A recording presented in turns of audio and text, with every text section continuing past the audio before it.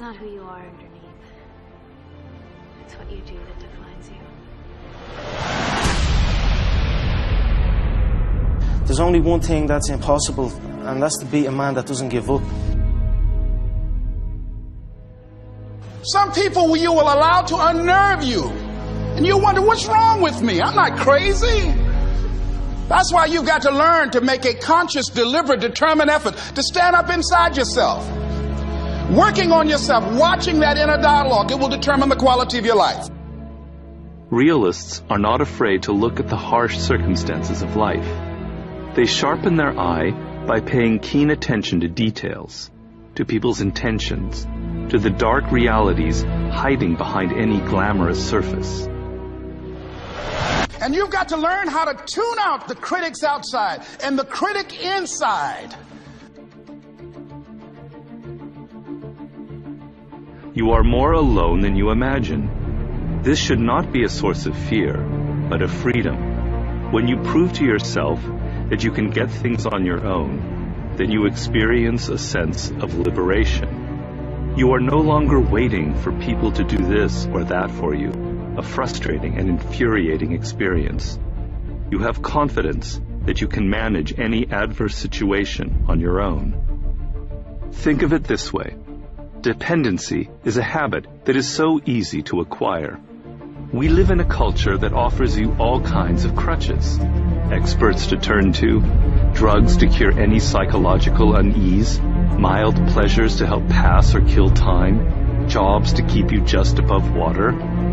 It is hard to resist. But once you give in, it is like a prison you enter that you cannot ever leave. You continually look outward for help, and this severely limits your options and maneuverability. When the time comes, as it inevitably does, when you must make an important decision, you have nothing inside of yourself to depend on. But in the end, the most important thing is, what's the purpose of your life? Why are you here? You got to jump. You got to take that gift that's packed away on your back. You got to jump off that cliff and pull that cord. You can play it safe and deal without the cuts and the tears. And you can stand on that cliff of life forever safe. But if you don't jump, I got another promise I can make you. Your parachute will never open. You'll never know. You're gonna take a beat, you're gonna take this, you're gonna get knocked out, you're gonna get up, but you gotta work hard.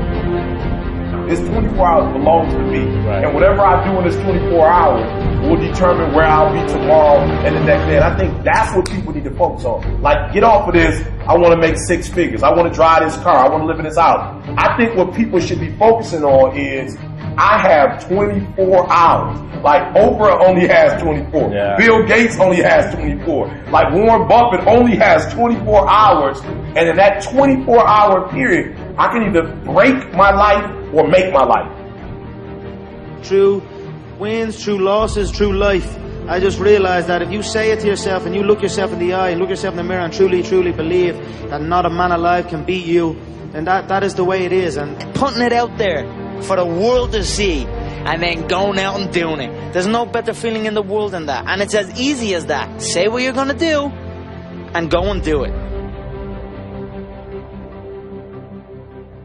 So listen to me. There are those of you who said, I want to be a millionaire. I want to be the best at this company, right? But your value system says you believe in sleep more than you believe in grinding. Your value system says you are a consumer and not a producer. That you're spending more money than you're making. Why? Because you're a consumer, but you're reading all the books and you're saying everything the books are saying. But those books are not in alignment with your values. And if you're going to go to the next level, your values are going to have to change. Talent and good intentions are never enough in this world. You need to be fearless and strategic. You're driven by your need to please others. If you're driven by your fear, if you're driven by your past, maybe it's time to free yourself. And the way to do it is decide. Decide consciously what you want your life to be about. Decide consciously what's the purpose of your life. I will not go gently into that good night. I will rage against the dying of the light. I will practice random kindness and senseless acts of beauty, because minds are like parachutes and they only function when open. And Timothy Leary was right. In order to use your head, you've got to go out of your mind.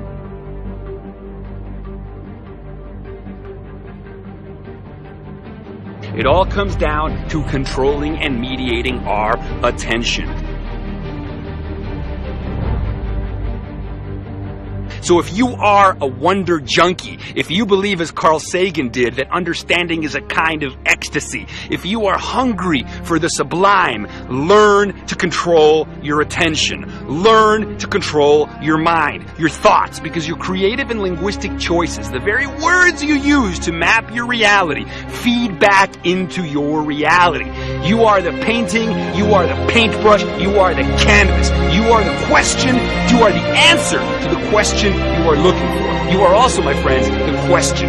You are everything. We are everything. We are sentience. We are consciousness, the most sublime, miraculous thing in the universe. So you better be having a good time and authoring your fate. Turn your life into a living, breathing work of art, because anything less would be a tragedy.